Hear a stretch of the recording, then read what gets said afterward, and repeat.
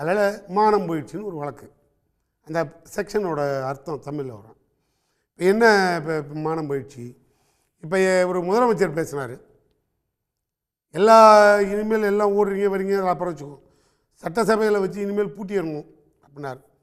எல்லாரையும் பூட்டிட்டு உள்ளே எப்படி ஏதாவது பூந்தி காராம்பூந்தி பக்கடெல்லாம் கொடுத்து வியாபாரம் பண்ண போச்சு. அது மட்டும் ரொம்ப நாகரிகமான வரிகளா?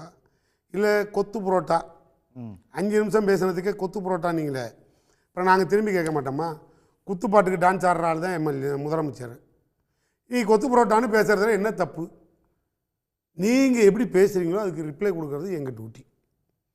நாங்கள் என்ன பேசுகிறோமோ அதுக்கு ரிப்ளை கொடுக்கறது உங்கள் டியூட்டி. இவ்வளோ தானே. என்ன இப்போ இவங்க மார்க்கண்டேயம் பேசி உங்களுக்கு மானம் போயிடுச்சு.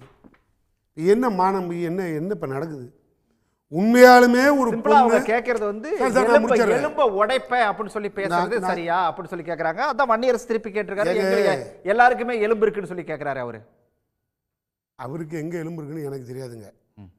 வன்னியரசு எலும்பெல்லாம் எந்த போலீஸ் உடைச்சதுன்னு போலீஸுக்கும் தெரியும், வன்னியரசுக்கும் தெரியும். ஏன்னா அது அவங்க பிரச்சனை. ஏன்னா அவருக்கு தான் அது அதிகமாக பாதிக்கப்பட்டதுனால அவருக்கு தெரியும். எலும்பு எல்லாருக்கும் இருக்குங்க, என்னையும் கூட்டிகிட்டு போனானோ உடனே 5-6 எலும்பை உடச்சி அனுப்பிட்டானோன்னு சொல்லியிருக்கலாம்.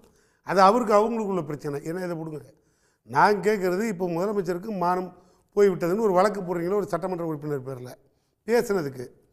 உண்மையாலுமே ஒரு பொண்ணுக்கு மானம் போயிடுச்சின்னு மானபங்கப்படுத்தப்பட்ட ஒரு பொண்ணு வழக்கு கொடுத்தாங்க உங்கள் அமைச்சர் மேலே, சாரி உங்கள் எம்எல்ஏ மேலே, ஸ்ரீவைகுண்டம்.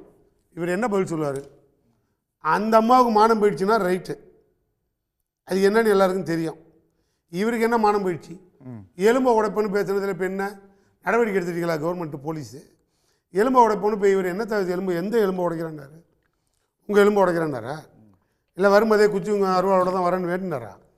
அந்த ஆடியன்ஸுக்காக இவர் நீங்கள் சொன்ன கண்டென்ட்டுக்கு எப்பா நீ எங்களை உள்ளே வச்சு பூட்டிட்டீங்கன்னா நாங்கள் என்ன மூச்சு திணறி சாப்பிட்றதா? அப்படி பார்த்தா விஜய் மேலே என்ன வழக்கு போடுறது? யாராவது கேள்வி கேட்க முடியுமா? எல்லாம் ரொம்ப வாதமாக கொண்டுகிட்டே போக முடியுமா? இப்போ நீங்கள் எவ்வளோ கேட்டீங்க, டேஷ் டேஷ்னு முதலமைச்சர் பேசுகிறாரு, அதுக்கு என்னையா போடுறதுன்னு கேட்டீங்க. மகிழ்ச்சின்னு போட்டுக்கோங்க, மகிழ்ச்சின்னு போட சொன்னார். சிவி சண்முகத்தை கேட்டால் நல்லா போடுவார்.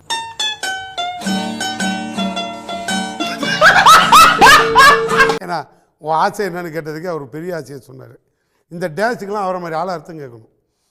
இது அவருக்கு தான் தெரியும், முதலமைச்சருக்கே தெரியும் அந்த டேஷுக்கு என்னன்னு. நல்லா வாயில் வருதுன்னாரு. வந்துருச்சு, அப்புறம் என்ன சொல்ல வேண்டியதானே?